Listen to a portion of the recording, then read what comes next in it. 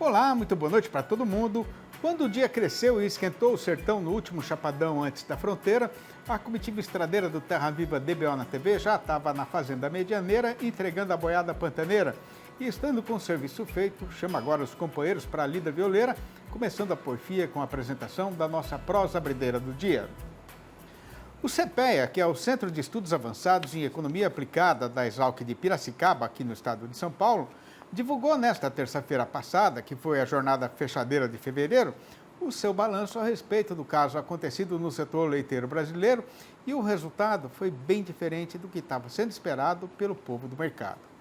De acordo com o relatório distribuído na praça, o preço pago ao fazendeiro pelo produto entregue na usina em janeiro chegou a R$ 2,66 por litro, com uma substanciosa alta de 5% na média nacional, comparando com o mês correspondente de 2022.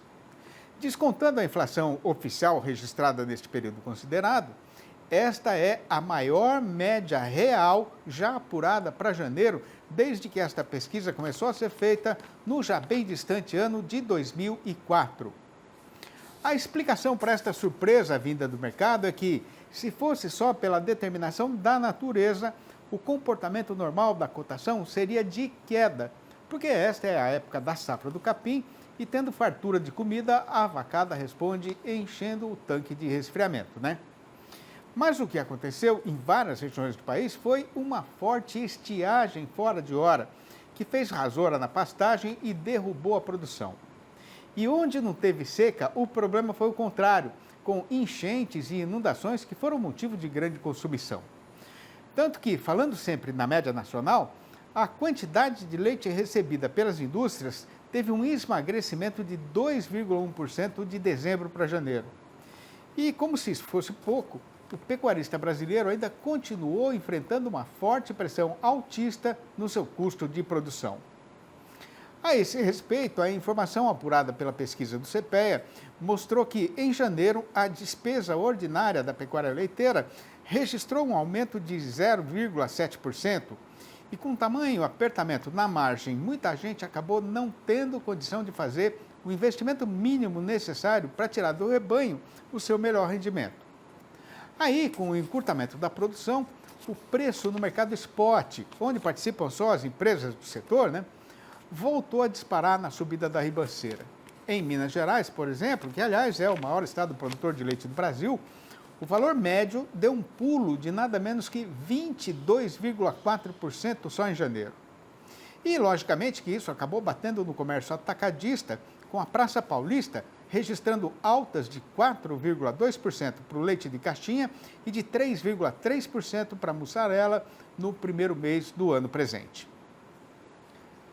Sendo a curiosidade irmã própria da vontade de aprender e tendo conhecimento da necessidade da amiga pecuarista de saber das novidades a respeito dos cuidados recomendados para a manutenção e condução do capim nas invernadas, o Terra Viva DBO na TV deixou reservada esta parte da nossa função noticiarista para a apresentação da sessão sobre pastagens, que está na responsabilidade do engenheiro agrônomo Wagner Pires, consultor especialista do portal DBO e nosso colunista aqui na televisão.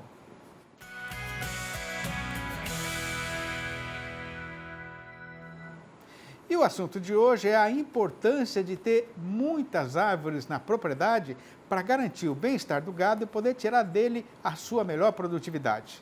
Confira. Amigos, Wagner Pires em mais um De Olho no Campo. Hoje eu estou na Fazenda Marupiara, do meu amigo Mauro Lúcio. E a Fazenda Marupiara, ela é uma referência nacional de sustentabilidade. É uma fazenda que ele conseguiu manter os 80% de reserva que a lei faculta, obriga o pecuarista aqui da região norte, região amazônica, e mesmo assim ele consegue altos índices de produção. Eu quero te apresentar uma coisa bastante simples que você pode implementar na sua fazenda e que tem um resultado de bem-estar animal. Nós estamos em um dos corredores da fazenda. Ter corredor na fazenda é fundamental. Por quê? Porque você, periodicamente, você desloca o gado ao curral ou para outros setores da fazenda. O dono da fazenda anda pelos corredores, os funcionários também. Então, o corredor é muito importante uma fazenda ter. Porém, é um lugar de muito estresse, muito calor, porque afinal de contas o Brasil é tropical e de alta temperatura. Você observa aqui, olha o corredor que já se formou. Esse corredor aqui, essa árvore, ela tem aí uns 15 anos mais ou menos, já que já plantou.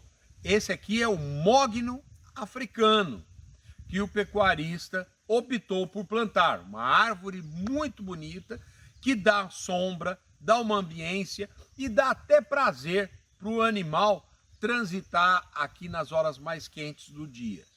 E é uma madeira nobre, exótica, é uma espécie exótica que não pertence à nossa flora e que você pode plantar, cortar ela sem problema nenhum com a legislação ambiental, tá? Então, olha que beleza o corredor aqui e todo ele sombreado. Existem diversas outras espécies que você pode implementar em corredores assim. Aqui ao lado, nós temos uma área que vai ser feito uma integração lavoura-pecuária, com o objetivo de renovar a área e eliminar invasoras, como por exemplo, que hoje a região norte do Brasil tem muito, que é o Esporobolos índicos, o famoso PT. Essa outra área aqui do outro lado, ela ia ser plantada também com integração, porém não deu tempo para a fazenda entrar com o projeto. E aí abortou e deixou para o ano que vem. Então, periodicamente, a fazenda faz renovações com as gramíneas e com a lavoura. E aí vem com gramíneas novas, tá bom? Do ponto mais alto do trieiro, o seu Zé Adalto, que é o nosso berranteiro, avisou que já avistou a freguesia no fim da serrania e, sendo assim, a gente vai fazer um intervalo ligeiro para esperar a rabeira da comitiva chegar mais perto da ponteira. É um minutinho só, aguarde. O preço do boi gordo entrou na metade fechadeira de fevereiro, prometendo mudança no rumo do carretão e alimentando com esperança de melhora o coração dos companheiros e companheiras fazendeiros que já estavam cansados de apanhar do mercado. Mas justamente nesta hora, o Ministério da Agricultura anunciou a confirmação de um caso de falsa vaca louca no Pará e o resultado foi que o vento mudou de lado, o boiadeiro está muito assustado com a situação atual e o setor está praticamente parado no país inteiro. A questão principal, conforme já é do conhecimento geral, é saber qual vai ser o procedimento da China, que atualmente é o comprador de mais da metade de toda a carne bovina que o Brasil vende no exterior. Pois então, para adquirir maior entendimento a respeito do caso que está sendo passado no eito, a gente pediu mais uma vez a ajuda preciosa da engenheira agrônoma Jéssica Olivier, analista da Scott Consultoria, que vai participar da nossa entrevista do dia, falando ao vivo pelo computador, diretamente de Bebedouro, aqui no interior paulista. Boa noite, Jéssica. Obrigado por você estar com a gente aqui no nosso arranchamento virtual mais uma vez. Seja muito bem-vinda, como sempre. Obrigada, Sidney, pelo convite. Como sempre, um prazer estar aqui com vocês e conversar um pouquinho com o pessoal aí sobre o mercado. O prazer é nosso. Ô, Jéssica, falando assim do país inteiro, né? Como é que está hoje o mercado do boi gordo em geral no Brasil? Olha, o mercado do boi gordo está num cenário praticamente igual em todas as praças que a gente monitora, derretimento de preços. São Paulo mesmo, a gente já teve uma queda aí de um dia para o outro de R$10 por arroba no boi mercado interno. Boi China a gente não tem referência com essa questão do embargo, né? Então ninguém está comprando e os negócios estão bem pontuais aí, são bem poucos. Agora, o Brasil suspendeu as exportações de carne para a China, né? E para os outros países da nossa lista de fregueses, Jéssica, qual é a situação atual? Como mandou o acordo feito lá em 2015, a gente tem essa questão do alto embargo, né? Então, realmente, as exportações para a China estão paradas. Entretanto, até o momento, a gente não tem nenhuma outra, vamos dizer assim, paralisação de exportação para outros países, diferente do que aconteceu em 2021, né? Em 2021, se eu não me engano, não só a China, a gente teve a Arábia Saudita, Irã, Indonésia, Rússia e acho que mais alguém, acho que se não me engano o Egito, se a capota não está falhando. Eles pararam de comprar junto com a China em 2021, né? Mas até o momento esse não é o cenário que a gente vê agora, então está tudo correndo, vamos dizer assim, relativamente bem, apesar da China não estar podendo comprar nossa carne. Como é que foi o comportamento das exportações de carne para a China esse ano, antes da confirmação do caso de falsa vaca louca no Pará, Jéssica? Até o momento aí, janeiro, que a gente olhou de exportação, estava indo em ritmos muito bons. Foi recorde de janeiro 23 em relação aos janeiros passados, né? E para a China, os embarques foram em linha do que estava acontecendo nos últimos 2, 3 meses de 2022. Já agora, pensando nesses dados parciais que a SESC soltou hoje para a gente ainda viu um volume relativamente bom sendo exportado agora em fevereiro. Provavelmente é uma carne que já estava certificada, né? Então isso pode ser embarcado. O alto embarque começa a valer a partir da data de 23, né? Então tudo que estava certificado antes disso pode ser embarcado. Então isso pode ser um reflexo ainda, assim como foi em 2021, a gente viu uma demora na exportação, abaixar o volume exportado, abaixar o que a gente estava embarcando para fora. Então isso ainda deve ser um reflexo dessa carne que já estava sendo certificada. Se as autoridades sanitárias brasileiras já confirmaram que o caso acontecido é de falsa vaca louca, por que é que a gente tem de esperar o resultado dos exames feitos lá no Canadá sobre esse caso, Jéssica? Olha, os exames que são feitos lá no Canadá, eles são feitos por um laboratório que está cadastrado na Organização Mundial de Saúde Animal. Então, a gente tem que esperar esse resultado para realmente a OIE falar que nós ainda continuamos com o nosso estado sanitário para a doença que é de insignificância, né? Como a gente até hoje não teve nenhum caso típico da doença, nenhum caso de vaca louca verdadeira, vamos dizer assim. Então, a gente tem que realmente esperar esse resultado da OIE. Agora, recapitulando a história recente aí, Jéssica, qual é a recomendação oficial da OIE, a Organização Mundial de Saúde Animal, em relação à ocorrência de casos de falsa vaca louca? A recomendação é exatamente essa: a gente faz o sacrifício do animal, incinera, se livra desses restos, né, de forma correta e espera os resultados que são enviados para um laboratório certificado por eles.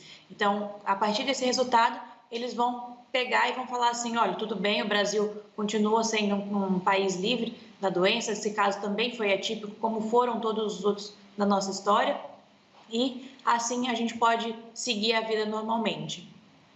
Quer dizer que falsa vaca louca não é motivo para embargos, né, a priori, para países que registram essa forma da doença, né, Jéssica? Exatamente, porque a falsa vaca louca, ela vem de uma degeneração aí de animais velhos que acontece de forma, vamos dizer assim, natural, como se fosse uma senilidade aí em humanos. É a mesma coisa, a gente tem uma proteína normal virando anormal e isso não é transmissível a outros animais do rebanho. Tanto que no caso do Pará, a gente só viu esses sintomas em um bovino e não no restante do rebanho. Se fosse um caso típico, vamos dizer assim, isso a gente supondo, né? Isso daí poderia ter sido visto em outros animais, porque seria de uma contaminação, de uma alimentação com esse prion, né? Com essa proteína dentro da alimentação. Então, tudo isso nos leva a crer que vai seguir tudo certo, que vai ser um caso atípico e a gente está só realmente esperando esse resultado sair pelas entidades do Canadá. Tomara que não demore, né? Agora, Jéssica, em 2021, a China demorou 4 meses para reabrir a porteira para a carne brasileira, depois do registro daqueles 2 casos de falsa vaca louca, né? Mas em 2019, numa situação parecida, a demora foi só de 13 dias. A gente tem alguma ideia de qual é a explicação para esse procedimento deles e alguma pista do que eles vão fazer agora? Sidney, tudo vai depender da demanda de carne bovina por lá. Pensando no ano de 2019, o que a gente tinha? Era um ano logo após a crise que acometeu a China com a PSA. Então, teve toda aquela questão da dizimação do rebanho suíno. Então, tudo isso fez com que a demanda por carne, não só bovina, como a de frangos, a suína, estivesse muito alta do país. Então, tudo colaborou para que as coisas se resolvessem da forma mais rápida possível, para que eles pudessem voltar a comprar e não ter nenhuma crise de desabastecimento lá no país. Já 2021, eles vinham comprando volumes bastante expressivos, tanto que a gente acreditava em um recorde de exportação em 2021, que não ocorreu devido à PSA. Então, eles estavam com estoques mais, vamos dizer assim, mais bem acomodados, e também tinha a questão do rebanho suíno que já estava relativamente se recuperando. Então, a questão de oferta e demanda estava um pouco mais balanceada em relação a 2019. Ô, Jéssica, agora, qual é a melhor recomendação para os companheiros e companheiras fazendeiros a respeito do que fazer agora? Olha, o que fazer agora, se possível, segurar os animais dentro da fazenda. A gente vê que os preços estão despinguelando aí, correr abaixo, e isso deve continuar até que a China volte. Uma vez que a gente sabe que o mercado interno continua aí no seu patinando, vamos dizer assim, e não consegue absorver tudo que era destinado à exportação para a China, uma vez que é uma fatia bastante importante do nosso mercado, né? Então, se der para segurar o animal na fazenda, segura, porque conforme as compras da China voltem, os preços, como o comportamento histórico já diz, devem voltar a subir, devem se recuperar aos patamares antes da ocorrência do caso. Pois é, fica aqui a nossa torcida, então, para que esse pessoal lá do Canadá, né, seja um pouquinho mais ligeiro no serviço para a gente sair desse impasse, né? Ô, Jéssica, muito obrigado por mais essa sua participação aqui no programa. Abração para você, um abraço grande aí para toda a turma da Scott. Até a próxima. Obrigada, Sidney. Um abraço aí para todos que estão nos assistindo também. Até a próxima. Até. Depois de andar quase um dia inteiro tendo sol por companheiro, a comitiva aproveita a sombra das gameleiras lindeiras do Ribeirão das Rendeiras para fazer uma parada ligeira, retomando em seguida a prosa e a lida machadeira, que na sua parte derradeira terá o noticiário e o nosso comentário a respeito do boi gordo, anunciados agora pela seguinte manchete chamadeira. Com a porteira da China fechada para carne bovina brasileira e a oferta de gado terminado descompensada aqui no mercado caseiro, a nossa praça boiadeira agora está largada e despinguelada na descida da ribanceira. É já que a gente vai voltar, aguarde. Depois de ter passado mais de ano tenteando a dificuldade, mas vendo a boiada engordando, a gente pega agora o rumo da cidade para saber a novidade do mercado e o tanto de dinheiro que está sendo oferecido para quem tem gado terminado para vender.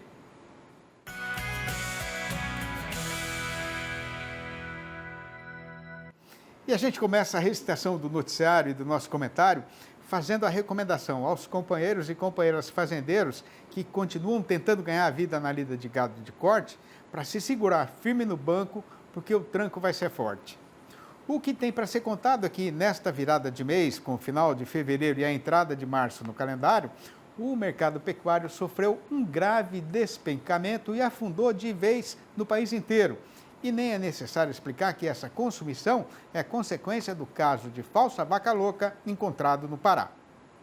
Conforme a da sabedência geral, desde que esta desgraça pelada foi confirmada, logo depois do carnaval, a exportação de carne bovina daqui para a China foi paralisada e, por causa disso, os frigoríficos que vendiam a sua produção lá no Gigante Oriental pararam o serviço e não compraram mais nenhuma cabeça de gado. O resultado lógico e esperado foi uma descompensação na oferta de boiada terminada e os estabelecimentos que trabalham só no abastecimento do nosso mercado caseiro estão agora aproveitando a oportunidade para descer o facão na cotação sem dó nem piedade. Pois então, sem mais enleios nem devorteios, fique a amiga pecuarista informada de que, no balanço do dia da Scott Consultoria, foram registradas mudanças nas cotações em 25 das 32 regiões pesquisadas em todo o Brasil, sendo que em todas estas praças a arroba caiu. Em Barretos e em Araçatuba, aqui em São Paulo, a vaca voltou para R$ 256 a prazo e livre do fundo rural. No Rio de Janeiro, a derriçada foi geral, com o macho descendo para R$ 264 e a fêmea para R$ 244,50. Em Belo Horizonte, a capital das Minas Gerais, a vaca recuou para R$ 231,50. No sul do estado, o boi foi rebaixado para R$ 251. Na região norte, a fêmea escorregou para R$ 221,50.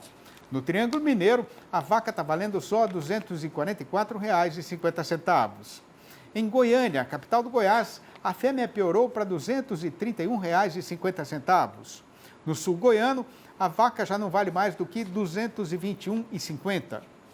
No sul do Tocantins, o macho desandou para R$ 230,50 e a fêmea para R$ 216,50.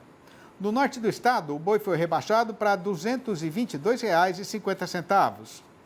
Em Campo Grande, a capital de Mato Grosso do Sul, o macho escorregou para R$ 256.